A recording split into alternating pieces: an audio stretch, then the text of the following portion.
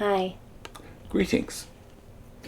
In the Proclaimer's book, this time we just want to do a single paragraph because this paragraph is extremely important as laying before Jehovah's Witnesses one of the biggest stumbling blocks, if not the biggest stumbling block that the Watchtower has created for you.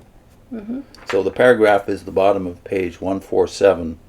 It's talking again about new light. The subhead is "The light shines more and more." And now they're using something that happened in 1963 as an example of their advancing light. Let's see what they say. The following year, 1963, an enlarged application of Babylon the Great was presented. A review of secular and religious history pointed to the conclusion that the influence of ancient Babylon had permeated not only Christendom but every part of the earth. Babylon the Great was thus seen to be the entire world empire of false religion. An awareness of this has enabled Jehovah's Witnesses to help many more people from diverse backgrounds to respond to the biblical command, "Get out of her, my people." So what did they believe before 1963? Well, it changed over the decades. So in the 90 or so years that Russell and his followers had been thinking about this, they had originally inherited the majority belief of Protestants, that is, conservative Protestants anyway, in North America, that Babylon is either the Roman Catholic Church or the Roman Catholic Church plus apostate denominations. It wasn't all Christian denominations, it was Rome plus others that were, by this time, older denominations that were corrupt, in your view. So that was the general Adventist view, and for years the Watchtower taught that. But by 1963, Fred Franz has decided, no, it's all religion other than us, the entire world empire of false religion. Where did he get the idea? Where did he get the idea? Well, they tell you here it was by a review of secular and religious history, pointed to the conclusion that the influence of ancient Babylon had permeated not only Christendom, but every part of the earth. Well, this is, if you've read the Babylon book, as I did very eagerly. The two Babylons, or their Babylons? Most of this is not research, like objective research. This is the influence of Alexander Hislop's book, The Two Babylons, which had been, by the way, discarded by his fellow Protestants. Hislop was a Protestant minister. This book had already been discredited and discarded by Protestants, except for a few fundamentalists who have the same basic belief that you do, that somehow it's about all the other denominations but us. Fred Franz, therefore, is your source for this idea. And we need to say right up front, this idea that all religion except us is contaminated is going to stumble millions of Jehovah's Witnesses, and has already done that, because most people, when they lose their faith in the Watchtower, default to don't believe in any religion. That's right. If they believe this one teaching, they're not going to investigate anything else, because this teaching left the Watchtower as the only standing one that could possibly be true. So if you get disillusioned with them, you just think there's nothing. That's right. So is Fred Franz even doing justice to Alexander Hislop, though? Well, Hislop was a Protestant minister, as I said, so his thesis is not that all religion is infected by Babylon. His thesis is that there's a parallel between the Roman Catholic Church in its present teachings and Babylonian teachings 2,200 years ago. And 4,200 years ago. So in other words, 2200 BC. There's Nimrod and the Semiramis, and somehow that's all parallel to Roman Catholic teachings. Protestants, for the most part, didn't even believe that then when Hislop wrote it back in the 1840s, 50s, 60s, when he put out the book originally.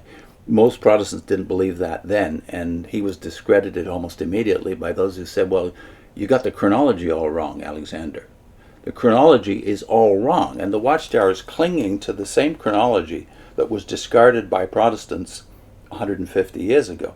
That's the 6,000-year chronology that fundamentalists generally believe in, and Witnesses are fundamentalists. So that 6,000-year chronology, you don't realize, that's not just positioning Adam and Eve 4,000 BC. That's also positioning the flood around 2300 BC, and therefore the Tower of Babel around 2200 BC. We have a link to a video we've already done on this in the Genesis series. So if you put Babylon, the dispersion of the nations, all of them, all the religions of the world, 2200 BC, you're alone with fundamentalism in that assumption. But you need that assumption that all religion was generated basically 2200 years BC by the Babel event to come up with this idea that all world religion is infected by Babylon. So they're hanging a lot of things on this one teaching. They sure are. And how many people are they stumbling? Well, judging by the numbers today, even of people who've lost their faith in the Watchtower, I would say they risk stumbling many people into the pit. Because you're actually trusting not Alexander Hislop anymore. You're trusting the interpretation of one man, Fred Franz. And you're only discovering, like, for this to be true, and it's only discovered in 1963. So people have been in the dark all the time before that. Yeah, we have said in other videos, we've made the active command in the book of Revelation, strengthen the things that remain, not get out of her, my people. For you, it's get out of her, my people, as it is for many fundamentalists out there. There's tens of millions of fundamentalists who cling to the 6,000-year chronology as you do, but they're stuck with this, namely that Babel happened 2200 or so BC. If they are, then they'll jump to similar conclusions as you, and they'll exalt Mr. Hislop as their source for religious history. He's not a source. That doesn't mean everything he said is false, but his basic thesis is false, namely that the history 2200 BC explains virtually everything on the planet in terms of religious contamination. Yeah. Why, why is it they only refer to one book, too? I would think that would be... Well, Fred Franz, of course, does refer to others, but you realize when you analyze the way he looks at it that this is his basic source. Okay. What's our link? We're linking a video called JW.org's Misreading of Genesis Stumbled Me, Millions of JWs, and Countless Others. That me is you. Right? I was never big on chronology. But yeah, by the way, one additional testimonial fact here is I spent, I don't know how many thousands of dollars and how many thousands of hours trying to prove Fred Franz's thesis, which then becomes, okay, now I know it's Alexander Hislop's, partly his fault. I spent thousands of dollars and thousands of hours trying to prove it, and the chronology absolutely disproved it. Was so important that you had to prove it. I had to stay a Jehovah's Witness, to satisfy myself. Yeah. To get rid of the cognitive dissonance, I had to prove it, and I failed completely. We're also going to link to a video based on Barbara Russell's book, The Three Worlds. Barbara Russell depend on King James Version Hebrew chronology. Don't they know the apostles used the Septuagint?